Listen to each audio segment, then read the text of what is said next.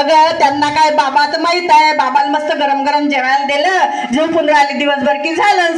सुसाना चांगले आहे, सुना चांगले आहे. त्यांनीच डोक्यावर घेतलं ना त्यांना. आले का ताई? घ्या पाणी, घ्या पाणी, घ्या. मी तुमच्यासाठी चहा ठेवते. पाणी घ्या, पाणी घ्या.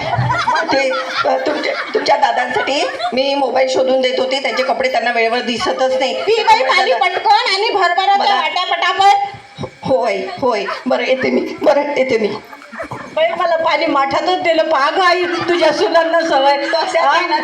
बरं झालं मला माठावर नाही पाठवलं पाणी प्यायला, की जा म्हणून माठ घ्यायला. माठातच पाणी दिलं. अशी आहे बाई तुझी बाई आजच्या दिवस. आज आमच्याकडे काय ग, तू काही शिकवलं नाही का? आमच्या घरी किती आहे तुला माहित नाही का? आमच्या घरी असं काही चालत नाही. अगं ते माझे संस्कार आहे. मग तू यांना का बरं नाही लावले संस्कार? आम्हाला कसं शिकवलं? मुली समजून घेतात, सुना समजून नाही घेत बाई. आमच्या घरी असं काही चालत नाही. माझ्या सासूबाईंचा आवाज निघाल्याबरोबर आम्ही दोघी सुना अशा धावत पडत तिच्या हाताखाली असतो. आपल्याला वाटते जाऊ द्या बाई, आपली मुलगीच आहे, पण कशाच्या काही. आणि माझ्या घरी किती स्ट्रिक वातावरण आहे. तू आली तर मला तुझ्याशी बोलायला सुद्धा मिळालं नाही.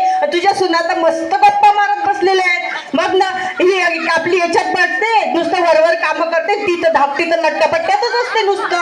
त्यांचं काय बाई, असंच राहते त्यांचं. मला पान घराला